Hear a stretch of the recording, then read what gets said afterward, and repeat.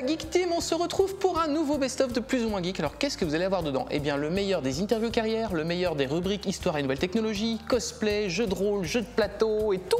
Et Franck est en retard surtout. Ouais mais là c'est pas de ma faute. Hein. C'était une gitane, elle était sur la route, je l'ai écrasée avec ma voiture. Après je lui ai demandé si ça allait et tout, et elle s'est relevée, elle m'a regardé mais d'un regard tout noir, et puis elle m'a fait...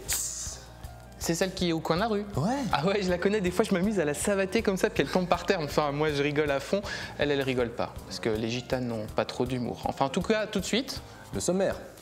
Au sommaire de ce nouveau best-of, vous découvrirez l'interview carrière du héros de Parker Lewis, le jeu de rôle Pathfinder New Goblins, une invitée haute en couleur pour Yumi, une enquête geek sur les Playmobil, la jolie et doucement folle Loka, le jeu de plateau Catan, une enquête sur les tueurs en série au cinéma, la reine du cinéma d'horreur Barbara Steele, Baptiste et Nico, mais place aux Wallace et gros mythes de la télévision, Franck et David. Allez, on démarre tout de suite avec donc le premier sujet de ce best-of, et c'est Franck qui vous l'annonce.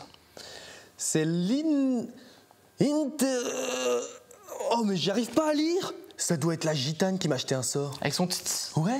Ou alors c'est peut-être le fait que t'aies jamais été à l'école. Ouais, ça doit jouer aussi. Allez, tout de suite, l'interview carrière de celui que vous connaissez comme Parker Lewis, le comédien Corinne Nemec. Ne bougez pas, c'est le moment de l'interview carrière. Il est beau et j'en suis jaloux. Bienvenue dans Plus ou moins Geek, Corinne Nemec. Et pour vous les amis, voici deux génériques pour vous replonger dans l'ambiance. Né en 1971, il s'est baladé très tôt sur les plateaux de tournage grâce à son père, décorateur pour le cinéma. I knew that I was going to end up in the arts and entertainment business one way or another, but I didn't necessarily know it was going to be acting until my father worked on the movie Goonies, because I understood the process of making a movie, and that the kids that were in that were just pretending, and that they built these sets and they got to live in this kind of false reality, you know what I mean? But it became real when they filmed it and put it on the screen. And then I thought it was a real trip to be able to sit back and watch myself living a life that wasn't my own in a three-dimensional kind of environment on a two-dimensional screen. My first theatrical role was when I was 12 in a movie called Tucker, Francis Ford Coppola film, and it had just an incredible cast, and obviously it's a Francis Coppola film, so it was just an incredible experience to work on that at such a young age, and also my first feature film. Comment es-tu devenu Parker Lewis? I had done a TV special in America called What's Alan Watching with Eddie Murphy, through Eddie Murphy Productions, Bob Tischler, who was one of the original writers from Saturday Night Live. And it was a very bizarre, off-the-wall comedy. And my character was kind of this quirky teenager that they would break the fourth wall and communicate directly to the audience out there, you know, like I'm doing right now. And when Parker Lewis hit hit Fox, and they gave it and they greenlit it to go into production for the pilot, they called and asked if I would be interested in it, and we sat down and talked about it. I actually didn't have to audition for it, which is very rare. Pourquoi la série n'a-t-elle duré que 3 saisons? Our show was very expensive to make. It was costing, for a half-hour comedy for Parker Lewis, it was costing us about as much as an hour episode of 90210 to do.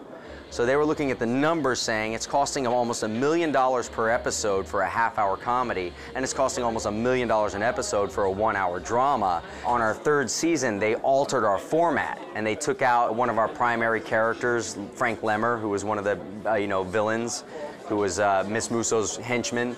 They got rid of my wild hair and my outfits and all of that. They wanted us to be more like 90210. The problem was that back then they only had the Nielsen ratings to go by, and you could only judge, those ratings based on houses that had a Nielsen box attached to their TV. But at that time period in the early 90s was when most households had 2 televisions.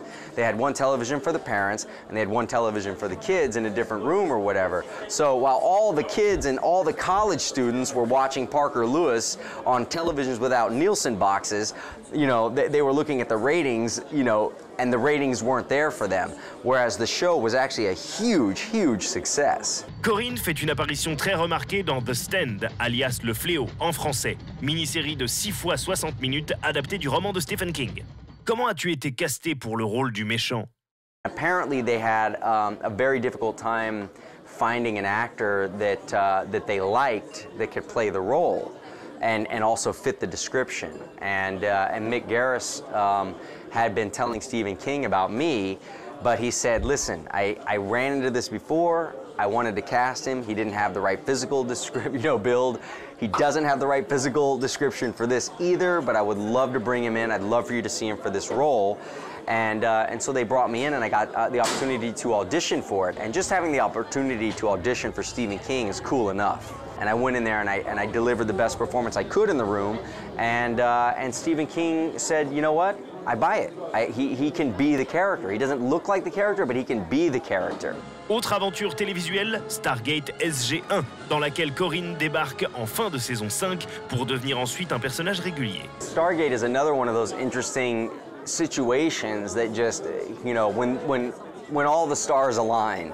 I was actually at the MGM corporate offices auditioning for something completely different, and the two casting agents for Stargate were walking by on their way to lunch, and but they knew me from other auditions, and they just stopped for a minute and we just started having a chat, and they had literally just gotten the breakdown in that day that they were going to be finding a replacement for Michael Shanks because he was planning on leaving the show after it finished up its time on Showtime. And we just started chatting, and they just mentioned, wow, that's so funny that we're bumping into you right now because we're right now looking for somebody to come on to Stargate and they said, you know, maybe you'd be perfect or whatever. It was that weird. It was just so weird. Corinne pourrait également figurer dans la rubrique de François et ses talents du web, car avec David Faustino, vu dans Marié 2 enfants, il participe à de nombreuses émissions sur le web. Me and David Faustino started a production company together a number of years back called FNB, which is Faustino, Nemec, and Bring a Watt. We started wanting to create some reality shows that were more mock reality shows. So he wrote The Treatment for Starving, which was just this us lambasting our own lives and just totally, you know, putting ourselves out there for complete ridicule. Pour finir, Corinne, un petit truc honteux. I played Jennifer Love Hewitt's dad, even though I'm nowhere near old enough to be her dad. I was the ghost of her dad. Jennifer Love Hewitt. Ah là là là là là là. C'est marrant, j'ai envie de voir un clip avec Justin Bieber nu. Moi aussi. C'est vrai qu'il est bien foutu. Non, c'est bizarre, je jurerais avoir entendu David penser. Ah non, mec, c'est toi que j'entends penser. La malédiction! Et je vais essayer de faire un lancement en voix off. Regardons tout de suite un meilleur moment de Stéphane dans sa rubrique Jeux de rôle, jeux de plateau. Ah, je suis sûr, il flippe parce que je vais deviner ses secrets les plus intimes. Est-ce que tu peux arrêter de penser, s'il te plaît? Rubrique Jeux de rôle avec Stéphane. Bienvenue dans la rubrique Jeux de rôle, jeux de plateau. Dans les jeux de rôle médiévaux fantastiques, on a beau dire, on a quand même pour habitude d'aller fracasser des monstres. On ne fait pas que ça, mais cela reste une part très importante du jeu. Aujourd'hui, nous allons renverser les rôles. Les joueurs vont se retrouver à la place d'affreux gobelins. Ceci grâce à un scénario mis à disposition gratuitement par Black Book Edition. Le scénario, Nous Gobelins, est prévu pour se jouer avec le fameux héritier de Donjons et Dragons, Pathfinder, qui est actuellement le jeu de rôle le plus vendu au monde. Les joueurs commencent par choisir leur personnage parmi des pré-tirés, tandis que le maître de jeu leur explique qu'ils appartiennent tous à la grande tribu des lèches-crapauds qui vit dans les marais. Les jeunes gobes du groupe sont convoqués aujourd'hui par le chef, probablement pour une mission qui leur apportera un grand prestige parmi les leurs. Les PJ vont vite découvrir qu'il n'est pas si facile de jouer des créatures malingres, bêtes, méchantes et moches. Les personnages des joueurs, les peaux vertes, sont dans la hutte de sa grande ventripotence. Le maître de jeu décrit la situation, les événements, parle à la place donc du chef du village, et les personnages des joueurs apprennent peu à peu les termes du boulot qu'il leur est proposé. D'abord, ce soir, ce sera festin. Les joueurs manifestent leur joie.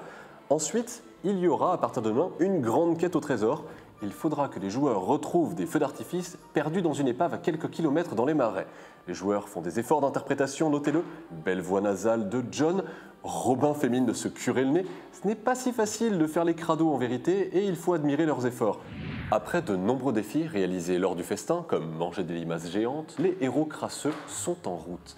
Ils ont appris lors du festin qu'une sorcière gobeline cannibale, la grosse Vorka, régnait sur la zone où ils se rendent. Mais ils ont aussi appris que plein de pattes, une horrible araignée qui mange les enfants, serait sur leur chemin. Les joueurs s'attendent donc à une embuscade.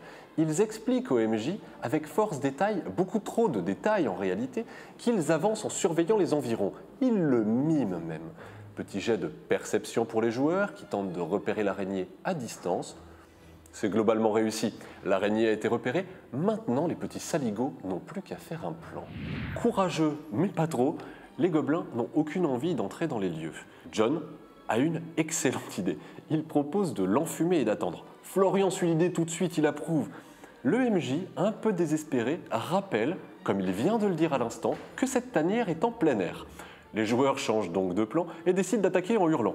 Au moins, ils ont l'avantage de la surprise au premier tour. L'araignée n'a plus que 3 points de vie.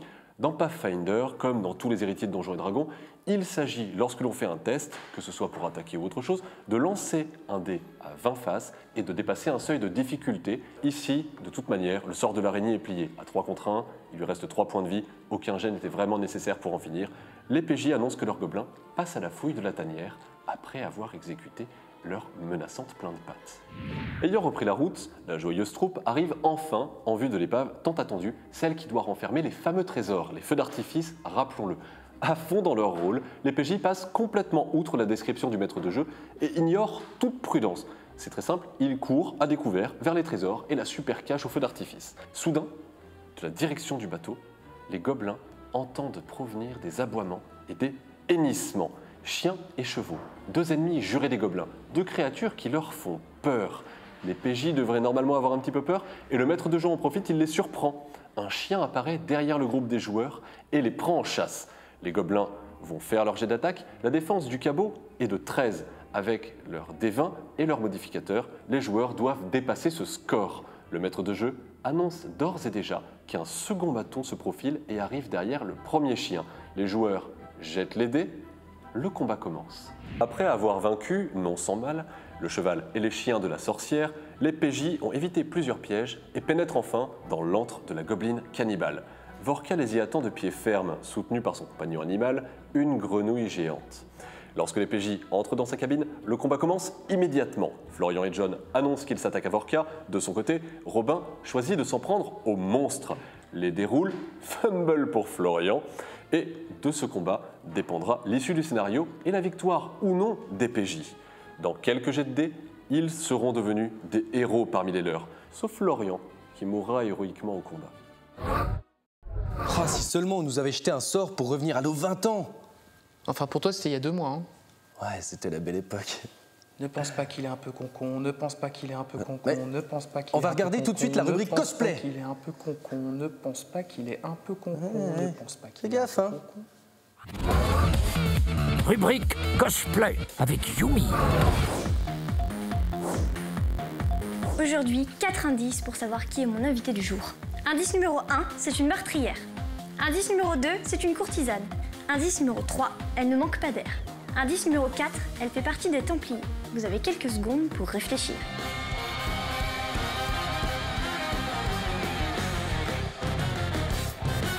Il est temps maintenant d'accueillir mon invité du jour. Bonjour, Bonjour. Là pour l'instant, tu es en civil, donc comment je dois t'appeler? tu dois m'appeler Lou. D'accord. Qu'est-ce que tu fais dans la vie? Dans la vie, je bosse dans le cinéma. D'accord. Donc maintenant, il est temps de découvrir l'identité secrète derrière laquelle Lou se cache.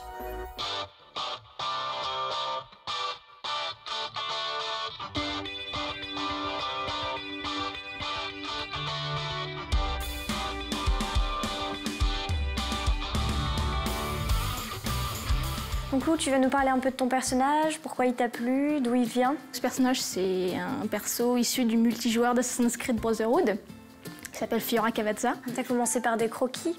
Pas du tout, non, Non. du coup, vu que c'est mon premier costume, je savais pas vraiment comment m'y prendre, tout ça. Je me suis un peu mal pris d'ailleurs, parce que les plus grosses parties, je les ai fait en premier. Donc ça m'a un peu découragée, mais... Donc les plus grosses parties, c'était C'était cette celle-là? cette tenue en fait, parce que la chemise, le haut rose et la tenue bleue, là, c'est en un seul pan. Donc il y a un système de lassage derrière, comme Tout à un fait. corset. Tout à fait. Avec d'ailleurs la chemise qui est censée donc être derrière, c'est juste des morceaux, les manches sont rattachées à la tenue en rose, il y a pas... C'est vraiment pour cacher, c'est vraiment de la triche en fait. T'as joué aux jeux vidéo pour pouvoir te renseigner un peu sur Fiora? Donc j'ai essayé de bien regarder, j'ai regardé aussi des vidéos de gameplay que d'autres joueurs avaient fait pour essayer de voir un peu comment elle interagissait dans son environnement, pour essayer de comprendre un peu la psychologie du personnage. Les ceintures que tu as là, elles sont faites main. Tout est fait main en fait, ouais. J'ai pris du faux cuir en fait. Je vois aussi qu'il y a des détails ici. Tu les as fait comment? Là, c'est de la peinture en fait pour tissu. Donc qui est vraiment fait exprès pour bien tenir, contrairement à la peinture acrylique qui aurait craquelé et qui se serait décollée au final. Peut-être que tu as un mot à préciser sur ton cosplay? Quand on commence le cosplay, on ne commence pas par un costume d'Assassin's Creed. Tu dis « Oh, c'est facile à faire !» Et puis, tu regardes sur des photos avec une haute résolution, tu vois la dentelle, les broderies, et tu dis « Je vais souffrir, je vais trop souffrir !» Mais au final, c'est tellement un plaisir. Puis j'ai la chance d'être dans un groupe avec des cosplayers de haut niveau.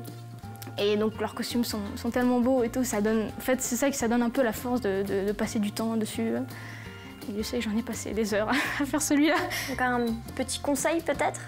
Je dirais surtout que le cosplay c'est vraiment un art de l'illusion. Si ça se voit pas, c'est pas grave. Bon, des fois il y en a qui sont très bien finis, mais en général c'est vraiment fait, on fait avec n'importe quoi. On va passer au petit conseil secret de Lou. Alors, petit test, par exemple. Parmi les 2 tissus, il y en a un qui est du taffetas de soie, à 20 € le mètre, et il y en a un autre qui est du taffetas de polyester à 2 € sur un marché. Est-ce que tu pourrais essayer de deviner lequel est lequel? Moi, je dirais que celui-là, c'est du taffetas de soie, et celui-là, du polyester. Elle va louper. Comme quoi, en fait, si vraiment dans un costume, le plus important, c'est vraiment de bien choisir ses tissus. Par exemple, donc celui-là, c'est vraiment du taffetas de polyester. Et en général, il y a des taffetas qui se rendent très mal, mais il suffit d'avoir le bon tissu, même si c'est pas du taffetas de soie super cher et super doux, c'est pas grave parce que du coup, tu l'as vu, ça se voit pratiquement pas que c'est... Alors que celui-là, c'est du taffetas de soie, au final, quand tu le touches, tu finis par deviner que c'est pas du polyester tout moche. Pas se fier au nom du tissu, mais plus au rendu que ça pourra donner sur la robe en fait. Tout à fait. Pour le cosplay de Shura, 150 heures de travail, 10 mètres de dentelle et 57 piqûres d'aiguille. Coupé. Oui, je pense que c'est simple, on pense à rien et hop. Ouais, d'accord, ça marche. Par contre, moi, j'ai quand même envie de regarder une série télé, quoi. Ah, puis je sais pas pourquoi, moi j'ai envie de prendre des objets, tu sais, puis les conseiller aux gens, quoi. Ah, ouais, c'est bizarre. Oh non. Wow. Qu'est-ce que tu fais dans mon corps? Mais c'est toi qui es dans le mien. Ouh là là, il y a un problème. Bon, allez, tout de suite, on regarde un sujet sur Playmobil. Oh non. Il faut de la laque, moi. N'allez surtout pas aux toilettes. Voici l'enquête geek. Il était temps de laver l'affront. Les collectionneurs de Lego ont eu droit à leur sujet, mais les fans de Playmobil dans tout ça. Après avoir reçu 54 201 lettres de protestation à la rédaction, nous avons enfin réagi. Lumière sur ces petits bonshommes en plastique avec D2, un collectionneur passionné. Le Playmobil, pour moi, c'est le jouet idéal. La taille idéale, il fait 7,5 cm, ça tient dans la main d'un enfant et d'un adulte parfaitement. Il y a une bonne préhension du jouet. La qualité, je pense que c'est un jouet d'une qualité exceptionnelle. Ça là-dessus, c'est le principe de base du Playmobil, c'est le jouet multi-accessoire. À l'origine, c'était ça. C'était vraiment un jouet par le biais duquel on pouvait avoir un cow-boy, un indien, un chevalier, n'importe quel corps de métier avec tous les accessoires fournis avec. Voilà. Comment as-tu rencontré les Playmobil ? Ma rencontre avec le Playmobil, comme la plupart des jeunes de ma génération, c'est en 1975, à la sortie du Playmobil en France. Il y a un an de décalage entre la sortie des gammes Playmobil en Allemagne et en France.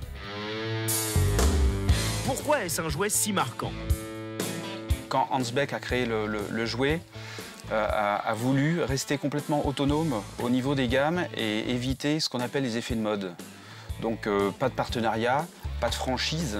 On verra jamais un Playmobil Star Wars, on verra jamais tous les customs que mes uchronautes et moi on fait sur Uchronis notamment, toutes les transformations qu'on fait liées à des thèmes comme les comics, le cinéma et autres.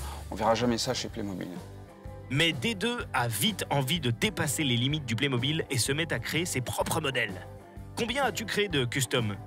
En custom, je sais pas combien j'en ai, je dois en avoir un bon millier de custom. Et je dois en avoir peut-être 2000. Quelles sont les réactions des gens qui découvrent ta collection? Bon, ils ont l'habitude, hein. Quand ils rentrent ici, ils sont un peu surpris en fait de voir. Il y a des couleurs de partout, il y a du jouet de partout, il y en a à tous les endroits. On ne sait pas où donner du regard. Moi, j'ai l'habitude, mais c'est mon élément naturel, quoi. Je suis pas en cage, mais bon, c'est un peu le truc, quoi. Y a-t-il des modèles différents selon les pays? Chaque pays représentant de Playmobil a une politique commerciale complètement autonome, mais ils sont tous attachés à faire respecter une charte qui a été éditée par le groupe Geobra Brandstatter. Pas de politique, pas de sang, pas de tuerie. Et là, il y a un hiatus avec les collectionneurs et les créateurs que nous sommes, parce que on part du principe, nous, que les jouets qu'on achète nous appartiennent. On ne fait pas d'ombre à Playmobil parce qu'on explique bien aux gens lors des conventions, on explique bien aux visiteurs que ce sont des Playmobil qu'on ne trouve pas dans le commerce, qui sont créés par nos soins. Ce ne sont plus des jouets mais des pièces de collection privées. Ce ne sont plus des Playmobil. Et on se retrouve un petit peu en confrontation avec la charte Playmobil qui pour moi est une charte assez totalitaire.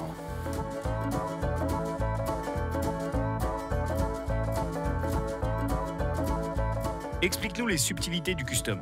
Alors, il y a le custom dans sa définition intrinsèque qui implique qu'un custom n'est pas reproductible une deuxième fois. Donc ça, c'est le custom qui peut être fait à partir de peinture, de pâte époxy, de cartes plastiques et autres. Et on a ce qu'on appelle le démembrage, on l'a nommé comme ça, où on a un Playmobil qui se monte et qui se démonte tout simplement, voilà, avec uniquement des accessoires. J'ai juste rajouté un petit autocollant avec le logo du site.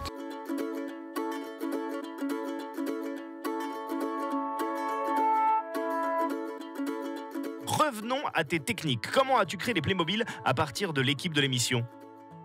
Hans Beck, quand il a créé Playmobil, il s'est inspiré des dessins d'enfants. Voilà. Donc moi, pour refaire des customs et principalement des caricatures, je reprends le même procédé de base. Donc j'ai d'abord refait les personnages de l'équipe en dessin avec un visuel un peu rond comme le Playmobil, où là on retrouve Laurent, il y a Rurik, c'est ça, là c'est toi, Fred, RL et François. Voilà. Donc je travaille d'abord sur un dessin et ensuite je m'attaque à la peinture directement sur la figurine. Voilà. Pour François, ça a nécessité que je sculpte les cheveux par exemple. Voilà. Et pour Rurik, que je lui fasse le crâne chauve et les oreilles. Alors, il y a une grosse polémique dans la communauté, les Playmobil doivent-ils avoir des oreilles ou pas? Voilà. Moi je suis partisan pour, et on a notre webmaster Majestic qui est radicalement contre. Voilà. D2 est également un artiste puisqu'il peint et crée de véritables petites œuvres d'art. Le Playmobil a encore de beaux jours devant lui car en 2007, il s'en était vendu 1,5 milliard de figurines. Chiffre qui a doublé depuis, donc je vous laisse faire le calcul. Ça fait 2 milliards en fait, tout simplement. Par contre, créer un Playmobil voix off, ce serait peut-être le prochain défi de D2, non? Mais si quoi, on me voit jamais! J'ai découvert qu'il y avait un petit avantage à être dans la peau de David. Regardez. Oui, est-ce que je pourrais avoir le directeur de la chaîne, s'il vous plaît? Oui, c'est David, le grand Manitou de Plus ou Moins Geek. Je vous appelle parce que je pense qu'il faut augmenter Franck. Bah oui, Franck, il n'est pas bien payé, hein. Il fait peut-être la chauviniste, mais il mériterait... Je vous rappelle. Qu'est-ce que tu fais? Rien. Tu profites? Non. Si, tu te joues de moi? Non. Alors que je t'ai pris sous mon aile. Mais tu fais n'importe quoi. Bon, tout de suite, on va regarder un best-of talent web avec Loka. Et nous, on règle ça en antenne. Excuse-moi, David. C'est le moment de découvrir un nouveau talent web. Salut! Je suis chez ma mamie. Je peux faire ce que je veux. Elle m'engueule jamais. Ah, François a choisi une fille. Ça, c'est bien, ça change un peu. Non, parce qu'avec Jules Fou, Manu mais pas trop et les autres, ça faisait quand même un peu beaucoup de testostérone. Honneur à Loca, dont les vidéos dépassent les 2 millions de vues sur Internet. Avec en tête de gondole, Achète un mec, qui cumule plus de 200 000 vues. Pourquoi mettre tes créations sur le web ? En fait, j'ai toujours créé, j'ai toujours dessiné, j'ai toujours peint, j'ai toujours sculpté. Et je me suis dit que la vidéo, c'était un moyen complet en fait, de s'exprimer. Je suis une grande fan de Chaplin à la base, donc j'ai commencé par mettre en ligne des petites vidéos muettes, parce que j'étais très timide à l'idée de parler devant une caméra. Ça a bien changé. Et je me suis dit, des vidéos muettes, c'est parfait parce que j'aurais pas à parler. Et l'idée de me montrer aussi m'intimidait beaucoup. Donc je me suis dit, en noir et blanc, tout passe bien. Donc on est tous beaux en noir et blanc. Donc je me suis dit, voilà, le noir et blanc et le muet, ça me convient parfaitement. Et elles ont beaucoup voyagé parce qu'elles étaient muettes et qu'elles pouvaient être comprises dans le monde entier. Et j'ai commencé donc ça en 2007. Et en 2008, j'ai créé pareil, parce que j'étais timide à l'idée de m'exprimer devant la caméra, j'ai créé un personnage, Jenny. Donc en fait, les Jenny Kiff sont l'ancêtre de ce qui aujourd'hui cartonne, à savoir les podcasts, ce qu'on appelle les podcasts, sauf que c'était de la parodie en fait du podcast avant le podcast, et j'étais très influencée par ce qui se faisait aux États-Unis, et j'adorais en fait regarder les vidéos d'ados qui faisaient des petites vidéos dans leur chambre et qui racontaient leur journée, pas forcément de façon humoristique, qui le faisaient de façon très naturelle. Le truc c'est qu'avec, je peux m'asseoir que sur le côté, tu vois, parce qu'il y a ça derrière.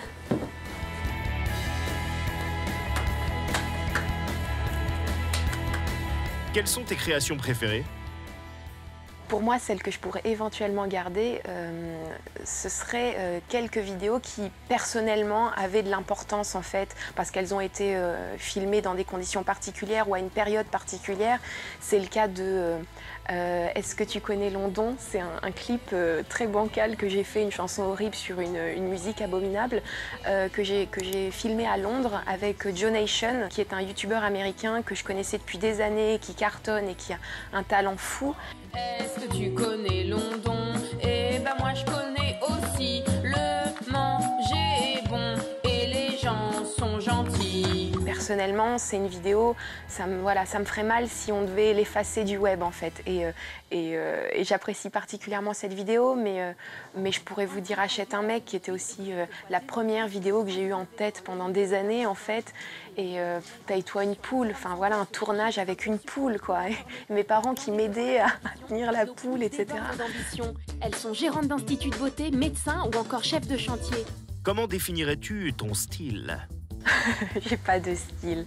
Et en fait, c'est génial de pas en avoir. Ce que je veux, c'est surprendre, même lorsqu'il était question de web-séries, de Jenny Kiff, La Campagne, Jenny Kiff, etc. Jenny Kiff, j'avais plusieurs numéros en fait, et 2 saisons. Même lorsqu'il était question d'avoir une web-série, si je peux appeler ça une web-série, je faisais en sorte que les décors changent toujours, que les vêtements du personnage changent toujours. Et je prends vraiment ça comme une réelle occasion de pouvoir m'exprimer librement et de faire absolument tout. J'ai pas de format et j'ai en tête des choses qui n'ont rien à voir avec ce que je publie en ce moment et qui seront en ligne dans les mois qui viennent. Tiens-tu compte des commentaires des internautes ou alors tu t'en fous ? En fait, pour tout ce qui est création, je reste définitivement bloquée, coincée et allègrement perchée dans mon monde. C'est-à-dire que je vais prendre en compte leur retour sur une vidéo, mais c'est vrai, j'avoue, être pas mal déconnectée en fait des internautes en ce qui concerne la création de mes vidéos. Le web, pour moi, c'est la toile blanche d'un peintre, en fait. Et je vais mettre sur le web tout ce que j'ai en tête, toutes les idées que j'ai en tête. Je publie et après, j'espère toujours que les internautes adhéreront à l'esprit de mes vidéos et à mon univers. Mais le web, c'est pour moi une façon de m'exprimer. Une petite anecdote pour finir ? Tourner avec une poule, je pense que les gens ne se rendent pas compte à quel point ça peut être compliqué. Autant un chien ou un chat, c'est mignon, ça reste en place, autant une poule, c'est assez difficile on ne peut pas diriger une poule, elle fait ce qu'elle veut, c'est elle qui commande sur le tournage. Donc on est au rythme de la poule, donc ça peut prendre beaucoup de temps. Le freestyle de Jenny, qui est un rap que Jenny a fait sur sa poule, ce que les gens ne savent pas, c'est que c'est une vidéo d'1 minute, 1 minute 10, qui est assez brève, qui m'a demandé, j'ai tourné pendant une journée entière par moins 10 degrés. Voilà, c'était dans le sud de la France, en plein hiver. Tous les plans avec la poule sont à l'intérieur en fait, ont lieu dans la maison, dans le salon, dans la salle de bain. C'est moi qui sors par moins 10. La poule, elle va bien et on voit même un plan où elle s'endort sur le canapé du salon. C'est la princesse de mes vidéos, c'est Kitchen, ma poule. Dans le jardin de mémé, bah j'étais tombée. Kitchen m'a mis du rouge et un pansement pour me soigner. Elle a juste fait un bisou magique. 2 heures après, j'étais guérite. Comme je dis toujours, le plus important, c'est d'avoir une poule. Allô, Rurik? Oui, c'est David, tu m'as reconnu. Oui, alors c'était pour te dire que sur la prochaine rubrique de Plus ou moins Geek, je veux que tu me parles de Titanic, je veux que tu sois en rose et que tu portes des oreilles de lapin et que tu dises le mot cornichon. Bah oui, c'est ça où je te vire. Bah oui, je suis le boss. Je fais ce que je veux, je suis le chef maintenant, je te laisse. Tu joues encore à ça? Non. Ok, moi je vais appeler ta mère. Non. Oui, allô maman? Oui, c'est ton fils. Bah je t'appelle pour te dire que tu fais des gâteaux vraiment immondes. Ah mais ils sont infects. Bah non, ne pleure pas, c'est pas grave. Bon allez, je te laisse, salut. Bah tu sais quoi, je vais appeler ton banquier. Ah ouais? Eh ben si tu fais ça, moi j'ai qu'à appeler... Mais t'as pas d'amis dans ton répertoire? Oh, tout de suite on va regarder le jeu de plateau Catan. Mais c'est le néant. Rubrique jeu de plateau avec Stéphane. Bienvenue dans la rubrique jeu de rôle, jeu de plateau. Catan fait partie de ces jeux dont on ne parle pas habituellement à l'écran et qui ont pourtant su s'imposer très largement dans la vaste communauté des joueurs. Avec plus de 5 millions d'exemplaires vendus, il fait partie des best-sellers de ces dernières décennies, une des plus grosses ventes, un des plus grands succès dans le milieu du plateau. Le concept de base est très simple. Les joueurs gèrent des colons qui viennent de s'installer sur une île. Leur but est d'obtenir 10 points de victoire, et ces points s'acquièrent de différentes manières. Établir des colonies, les faire devenir des villes, construire la route la plus grande, obtenir la meilleure armée offensive, etc. Voyons par le détail comment se déroule une partie. Florian, John et Robin font ici leur première partie. Ils utilisent donc la configuration pour débutants, mais d'autres configurations sont possibles grâce au plateau modulaire du jeu. Ils commencent chacun avec 2 colonies et 2 routes, soit déjà 2 points de victoire. Florian est en rouge sur le plateau, John est en bleu, Robin en blanc. Les joueurs possèdent déjà quelques rares ressources issues de l'une de leurs colonies. Le placement est presque terminé. Robin étant le plus âgé, il débute. Il lance 2 dés. Le résultat indiquera quelles ressources sont produites. Et c'est un 8, un résultat qui a statistiquement de grandes chances d'apparaître. Les zones du plateau portant un 8 fournissent des matières premières aux colonies adjacentes. Robin récolte donc de la laine et John récupère de l'argile grâce à sa colonie au bas du plateau. Robin entame maintenant la seconde phase, la phase de commerce. Il peut troquer des ressources avec d'autres joueurs pour peu qu'ils se mettent d'accord. La grande richesse de Catan, que l'on appelle aussi colon de Catan, tient entre autres à cette très grande liberté laissée aux échanges entre joueurs. Robin peut bien sûr faire également des échanges avec la banque au prix de 4 ressources contre une. S'il possédait un port, c'est-à-dire une colonie sur la côte, il pourrait faire ces échanges à un taux beaucoup plus favorable. Mais aucun échange ne lui semble intéressant pour le moment, il passe donc à la phase de construction. Avec plus de ressources, Robin pourrait commencer à s'étendre pour construire une route et envisager pour bientôt une nouvelle colonie suffisamment éloignée des 2 premières. Mais pour le moment, il manque de bois. En revanche, il peut acheter une carte développement. Il s'agit de sa première partie et il tente sa chance. Ces cartes peuvent apporter des points de victoire secrets à garder face cachée devant soi. Elles peuvent aussi faire intervenir un chevalier ou encore marquer un progrès, ce qui est toujours source d'avantage. La carte tirée par Robin est justement un progrès, lequel lui permet de construire 2 routes gratuitement. Il devra cependant attendre son prochain tour pour la jouer et il garde pour le moment la carte face cachée devant lui. Le jeu a bien évolué et de nouvelles colonies et routes sont apparues. John a même changé l'une de ses colonies en ville. Si les joueurs cachent devant eux des points de victoire, la fin de la partie est proche. John prend les dés, il va déterminer la ressource qui sera récoltée à ce tour. Il obtient un 11, cela lui permet de récupérer du minerai et cela octroie de l'argile à Florian. Il joue ensuite une carte de développement, il s'agit d'une carte chevalier. Celle-ci manifeste la puissance de ses troupes. Comme il s'agit de la 3e carte chevalier devant lui, il hérite de la fiche armée la plus puissante. Cela lui octroie 2 points de victoire supplémentaires, c'est une belle avancée. Autre effet du chevalier, mais effet pervers, John peut déplacer le pion voleur. Il fait un coup bas et il le pose sur l'une des ressources de Robin. Non seulement il va ainsi voler une carte de ressources à Robin, carte face cachée, mais surtout, tant que le voleur restera là, la matière première visée ne pourra plus être récoltée par Robin. C'est un coup très difficile. John passe ensuite à la phase de construction. Nous sommes à présent au tour de Florian en pleine phase de construction. Celui-ci poursuit une entreprise qu'il a initiée il y a déjà quelques tours, bâtir la plus longue route du plateau de jeu. Cela lui vaudra 2 points de victoire. Florian paye les ressources dues, bois et argile, et voici sa route de 5 segments complétée. Il gagne donc la précieuse fiche.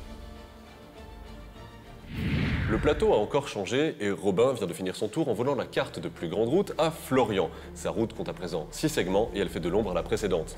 John de son côté reprend la main. Il fait le tirage des ressources, obtient un 3, les joueurs récupèrent les ressources et John paraît très pressé.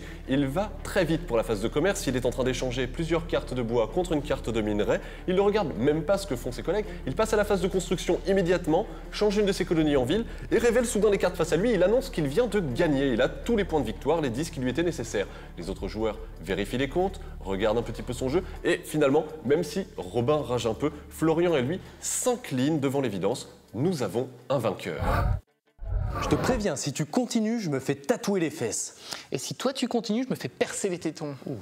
Eh ben si toi tu continues, je vais dans une boîte SM faire de nouvelles expériences. Bon, bah, je crois qu'on va regarder plutôt l'enquête geek sur les tueurs en série au cinéma avec Stéphane Bourgoin. On reste dans la thématique, quoi. Oui, c'est ça. N'allez surtout pas aux toilettes. Voici l'enquête geek. Aujourd'hui, l'enquête geek va vous mener sur des chemins obscurs fréquentés par les tueurs en série.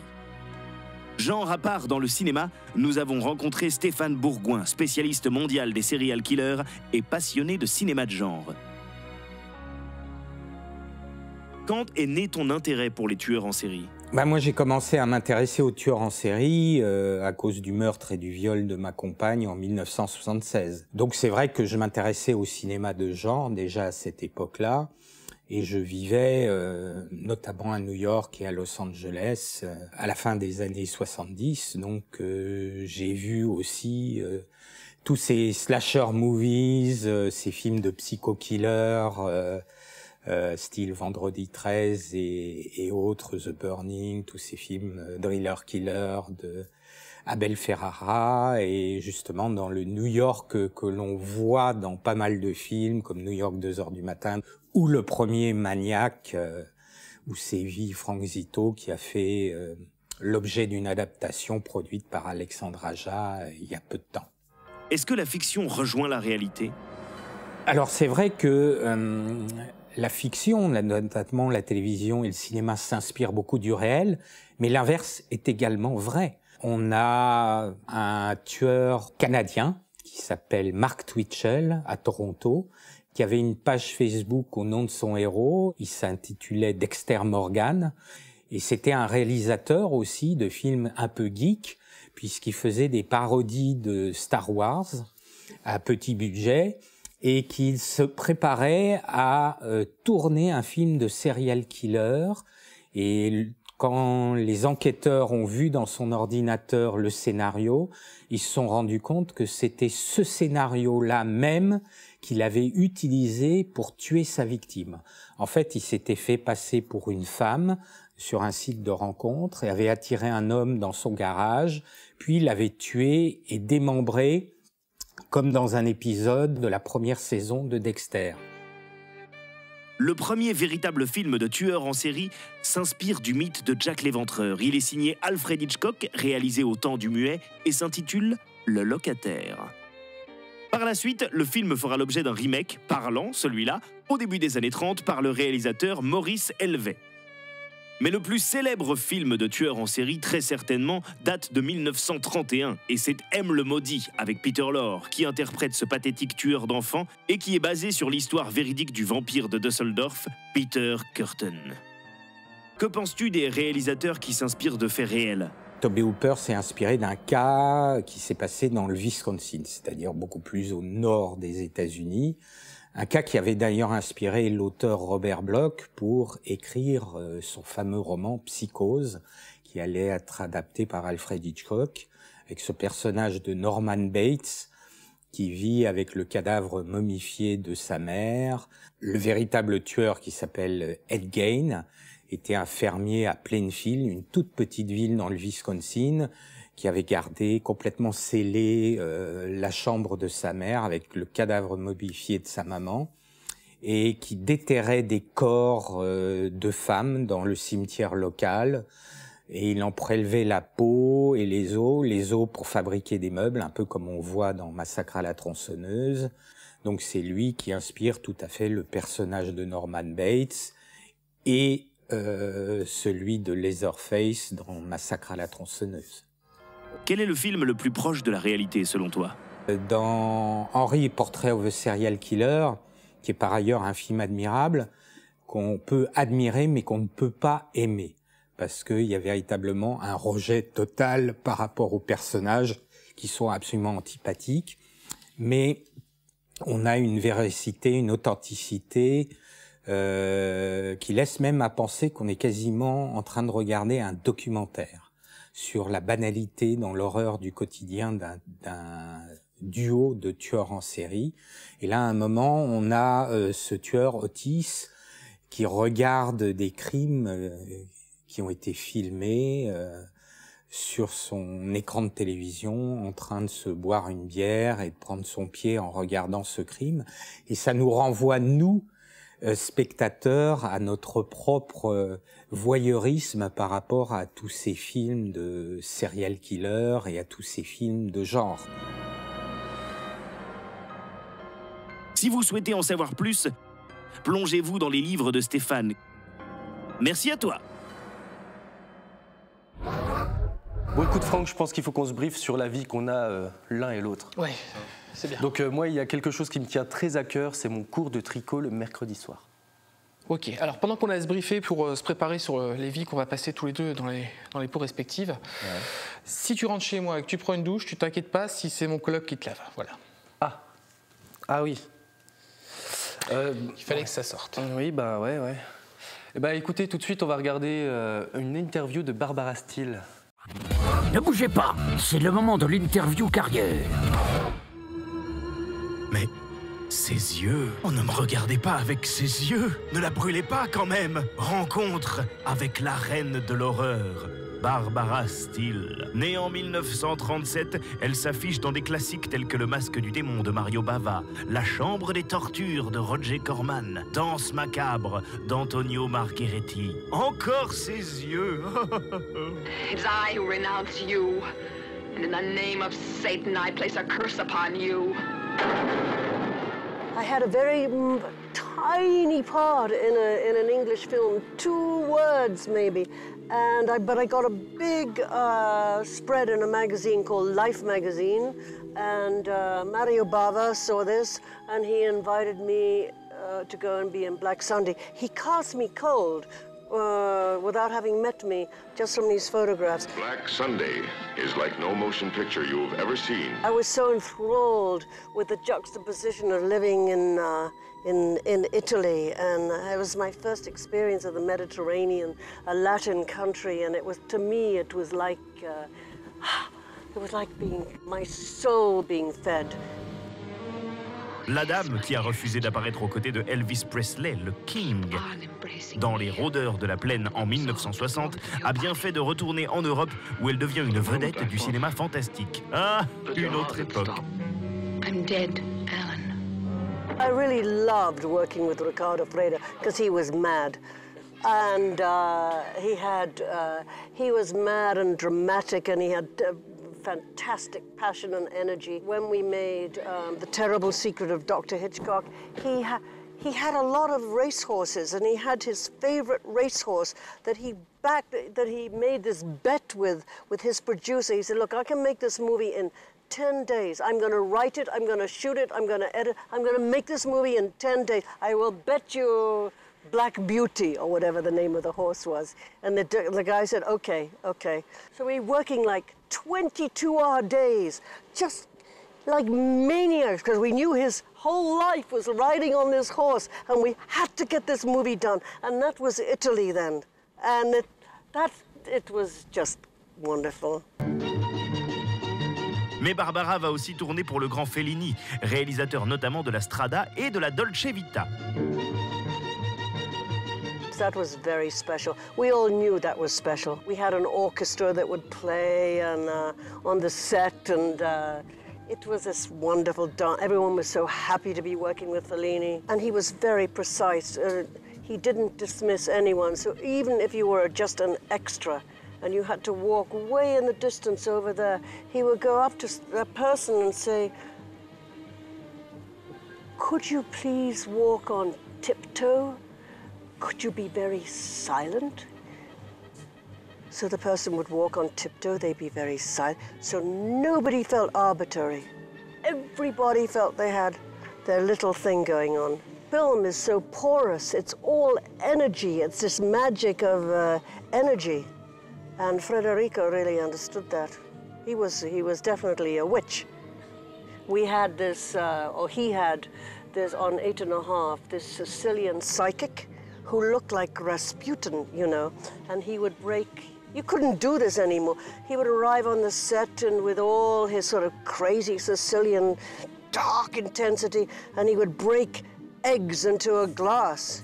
And then he'd say, oh, you know, and we'd look at him, Fellini'd look at him, he'd say, not today. And Fellini'd say, oh my God, well, he got, you know, 100 people in costume. And Rizzoli, the producer, would go crazy. So, God, you know, he's like, I can't shoot today. I can't shoot today. And that's how this happened maybe 5 times.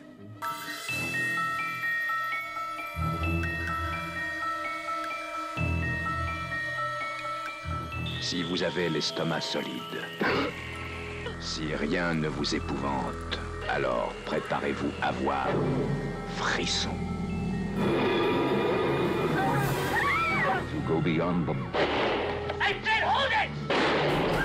I was walking down Sunset Boulevard just before Christmas, and I see there's this ice blue, fantastic old Buick from the 50s with these big silver fins going. Out comes this guy, and nobody walks in LA. I mean, it was a miracle. I'm just walking to this little bookshop, and he says, Barbara, Barbara. I didn't know him. He says, I'm making a movie. Could you make this movie with me? And I said, who are you? I said, well, my name is. I said, well, when are you shooting this movie? He says, in 3 days. I was 3 days. I've been looking for you. Can you possibly do? Yeah, and that's how I met Jonathan Demme.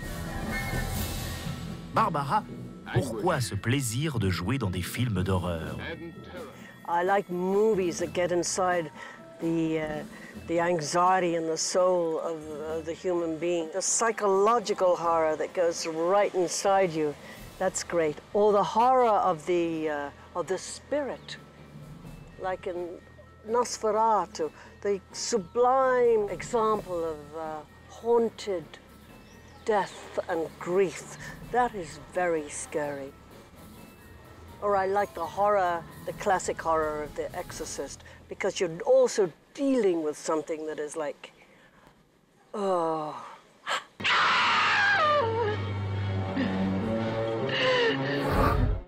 Alors dans ce livre de sorcellerie, ils disent que pour conjurer le sort, il faut se mettre 2 cornichons dans le nez et chanter Ma meilleure amie de Laurie.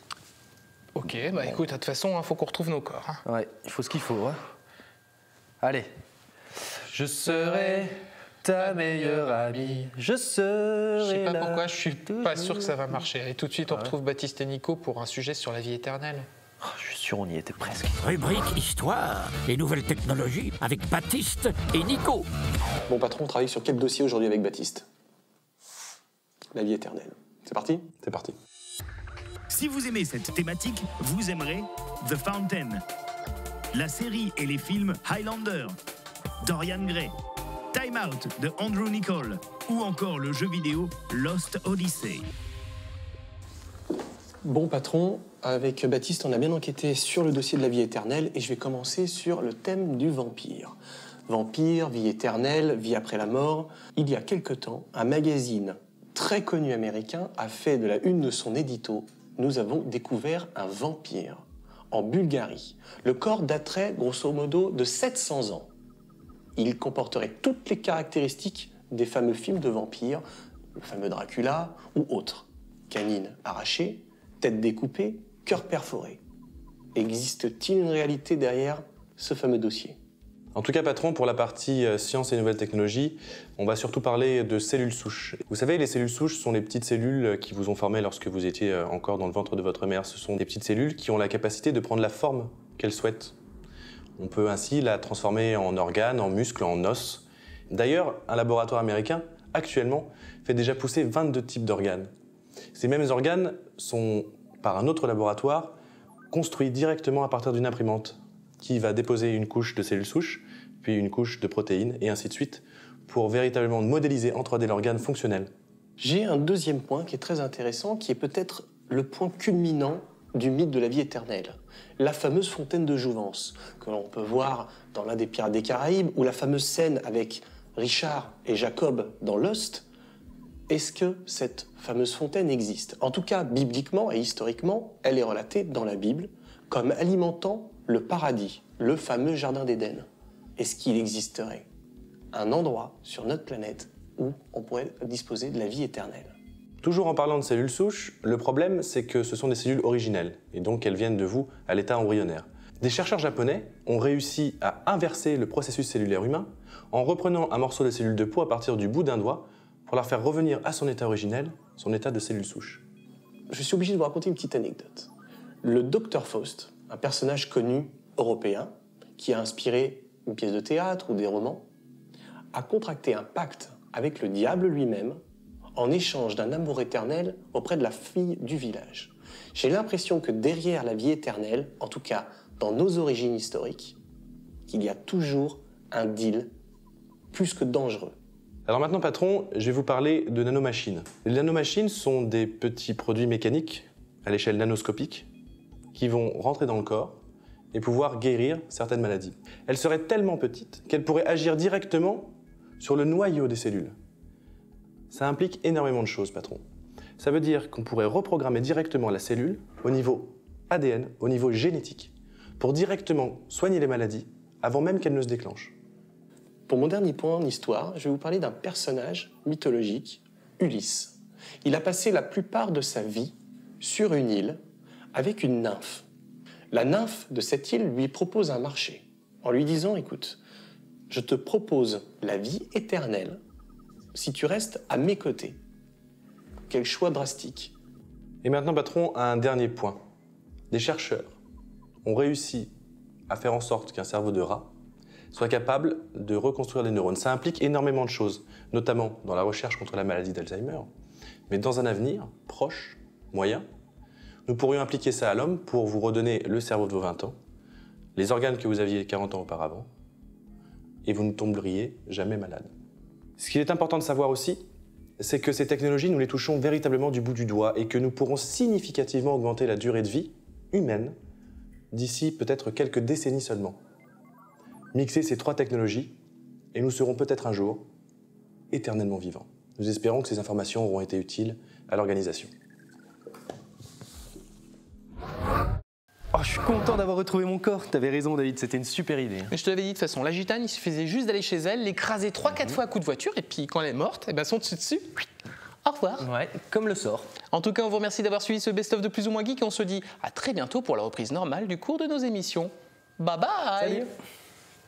Bon, c'était pas mal ce best-of. Ouais, là. ça allait, ouais, On va cool. se démaquiller. Ouais, allez, c'est parti. Par contre, il faudrait que je trouve un peu de lac, moi.